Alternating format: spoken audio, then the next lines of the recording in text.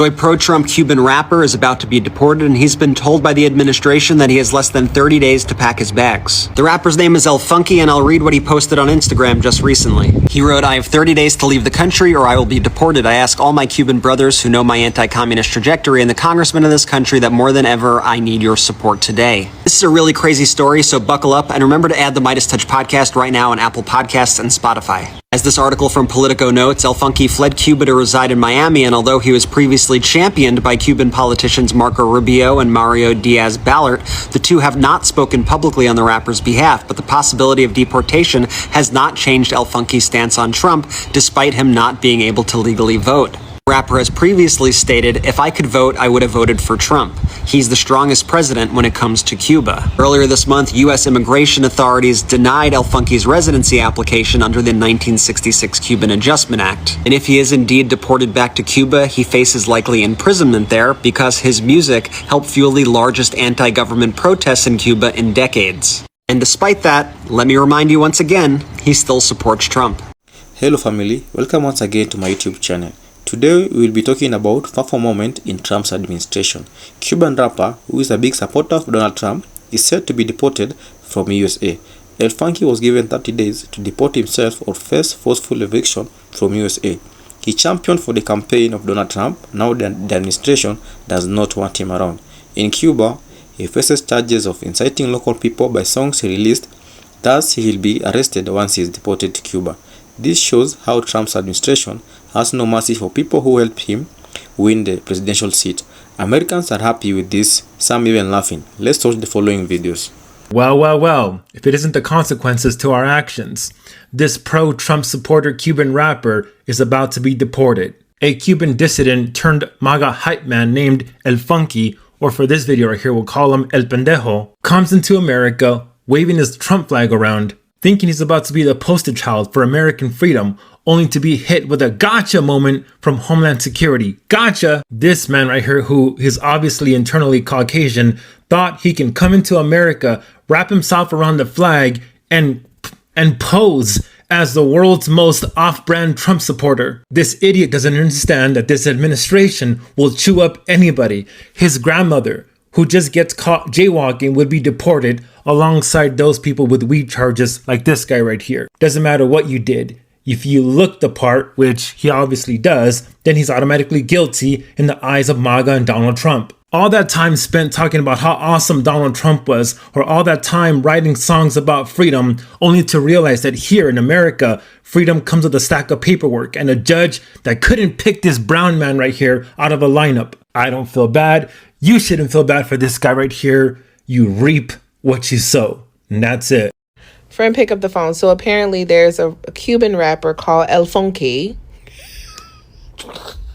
No, for real. His name is El Funky. And he is a very big supporter of the Dollar Tree dictator. Literally. Number one cocksucker. No, not number one. But he's top 50 for sure. He is going to be deported back to Cuba because they denied his visa. They meaning the people, the same people that he's dick riding for. The irony in all of this is that he still says, I still support this man and what he has going on.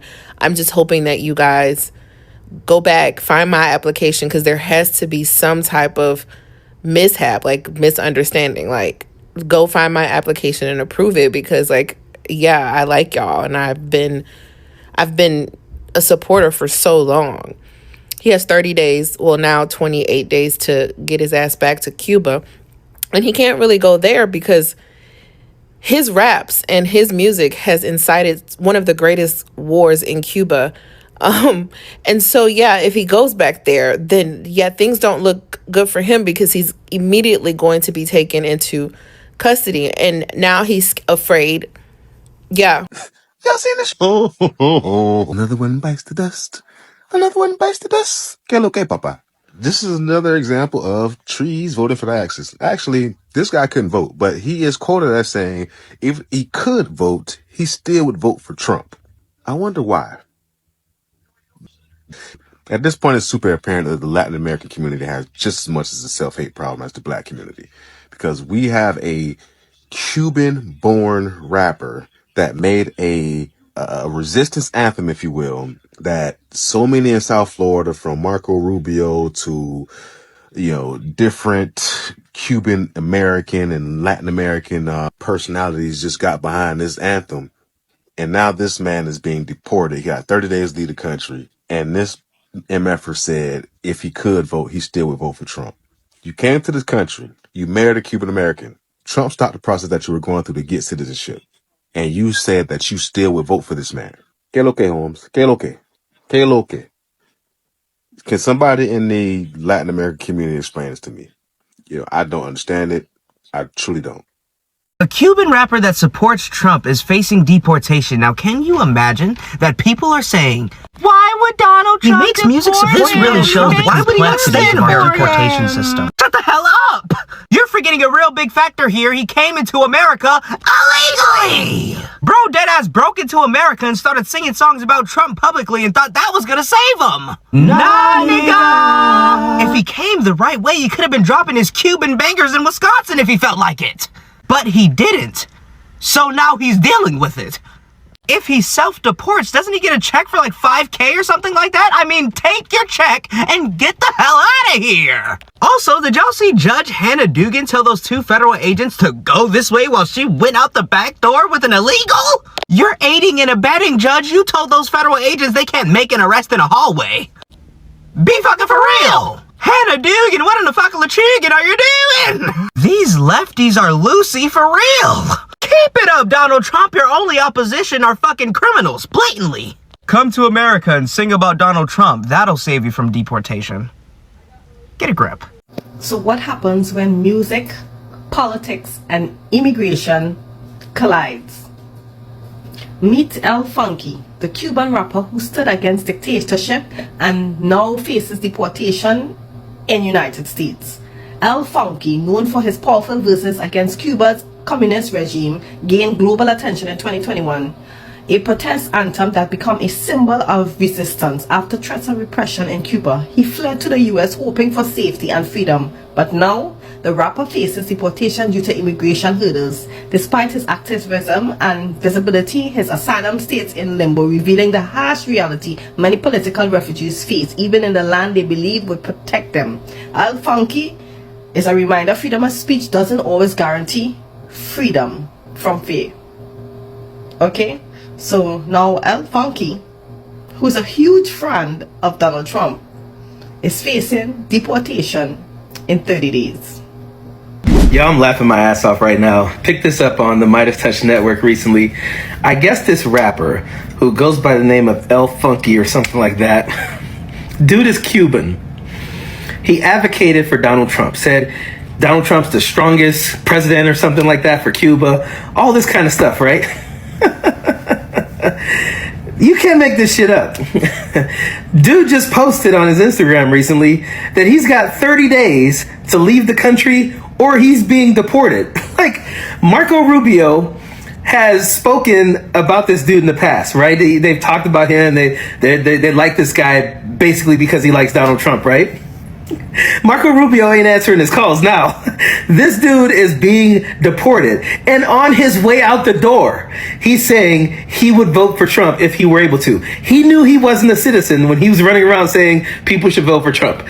And now that he's being deported, he's saying he would still vote for Trump. So I hope, and I guess there's rumors, according to Midas Touch, he led a pretty large uprising in Cuba because of his music. So there's a chance when he gets to Cuba, he's going to be incarcerated. I hope he is. Yeah, I do. I hope he's incarcerated because these people, this is what you wanted. Remember, you know how the MAGAs are always like, this is what I voted for. This guy didn't get to vote, but if he were able to, this is what he would have voted for. So I hope he gets incarcerated. I hope the worst for this guy because while this guy was advocating for Trump, who he knew was going to deport people who look like him, he also knew Donald Trump was going to be the worst president for people of color and any gay or transgender person there is in this country. He knew those things when he was out there saying, I hope you guys vote for Donald Trump strong and all of that. Now this guy, who's supposedly, I guess, maybe getting a lawyer to try to stay in, Why would you do that? You wanted the deportations. Now that you're being deported, you should be happily leaving. This is what you wanted. You cannot make this shit up. Like, I'm going to have an extra, I might, you know what? I might have a double shot of something in my drink at the pool that I'm going to in a minute here at this hotel I'm staying in, just in celebration of idiots who fucked around and are now finding out. I mean, I can't be more happy. I can't be more excited sitting here with the freedom of being, you know, doing whatever I want right now while that guy has to worry about being deported. I hate this for the people who are good people who came to this country to just have a better life and are now having to deal with this, but I love it. And understand when I say this, I absolutely love hearing about any type of issue that is bestowed on any of these people who voted for Donald Trump. I have zero sympathy for them. You can tell me anything about them and I will laugh at it because I don't care at all. They get exactly what the hell they deserve. I hope the Let's talk the Cuban Adjustment Act of 1966 and how that has a lot to do with El Funke and his ass getting deported as of May 8th. He had 30 days to get the fuck up out of the country. That time is coming, and I want this for him badly. So let's talk about the Cuban Adjustment Act. So we all know the Civil Rights Act bill passed in 1964, and 2 years later it was the Cuban Adjustment Act. So the Cuban Adjustment Act came in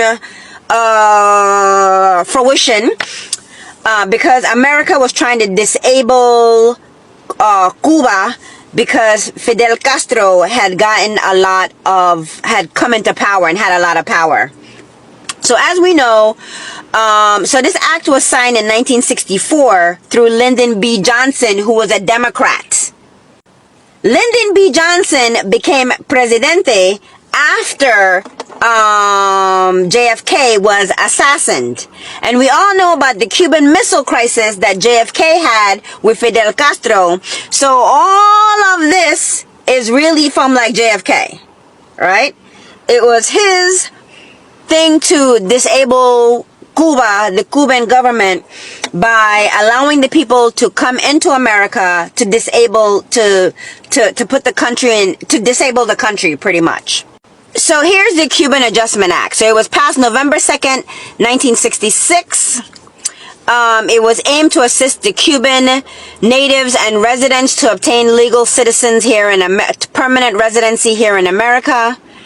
The law was in response to Cuba fleeing Fidel Castro's communist regime after 1959 from the Cuban Revolution. It applies to Cubans who had entered the United States before January 1st, 1959, and had been in America for 1 year. The act allowed Cubans to bypass the standard immigration procedures. Cubans can obtain work authorization and apply for a green card after meeting the residency requirements. As I stated, Lyndon B. Johnson signed this into act. Lyndon B. Johnson was a Democrat, I'm going to say that again, who took over. He was the vice president for JFK, but became president when JFK was assassinated. The law, the Cuban Adjustment Act, the law was aimed to destabilize the Cuban government and encourage people to defect. It led to a significant amount of Cuban immigrants coming in to the United States in 1980. That precise number is 125,000 people left Cuba. The act provided legal exemptions for Cuba and extended them certain immigration laws like a speedy green card citizenship process. So that's pretty much, there's a lot to the law, but that was pretty much like the gist of it, because I don't want to spend too much of my time talking about the law. But that's how it came into existence. So any civil rights acts or anything to do with black and or brown people or other people is a piggyback from the 1964 acts which black Americans got on with the fight of Martin Luther the King with JFK, because he pretty much had to break JFK's back to get that passed. So this Negroid El Funke came into America. I don't know what time. Apparently he was born, apparently he's married to an American. El Funke's real name is Elisavier Marquez Duani. And in his mind, the strongest president for Cuba is Trump.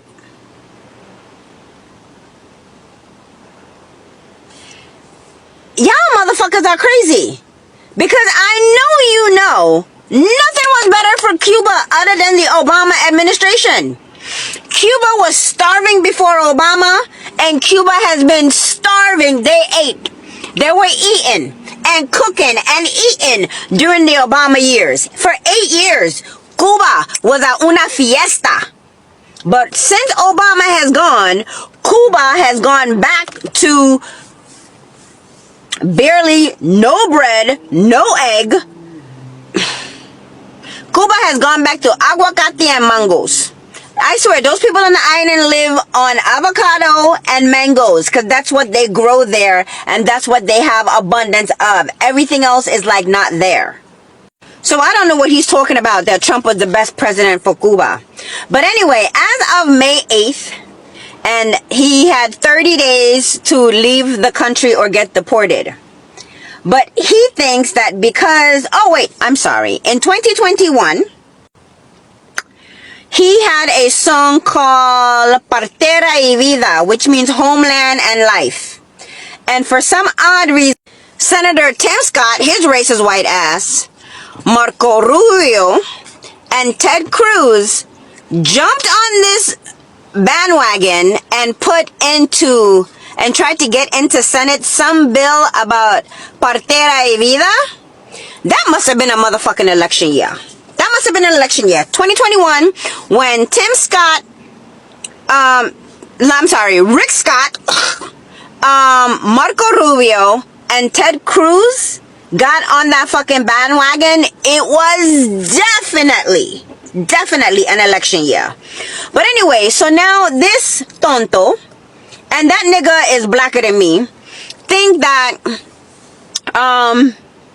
regardless of what's going on with him right now that he has to leave, here's his quote. He still sees Trump's point while wishing he could receive sympathy from the administration. Nigga, he told you that he was about to motherfucking deport your ass. He told you that. There are too many people here. I understand trying to get rid of those who shouldn't be here. But Trump should look at each case individually like mine. Okay, so you want to vote out other motherfuckers, but you want preferential treatment? Make that make sense. You blacker than me. And talk about being blacker than me. There are some Dominicans that I know and some Venezuelans that I know that are blacker than me. They might be okay in America right now unless like immigration sends them a letter to their house.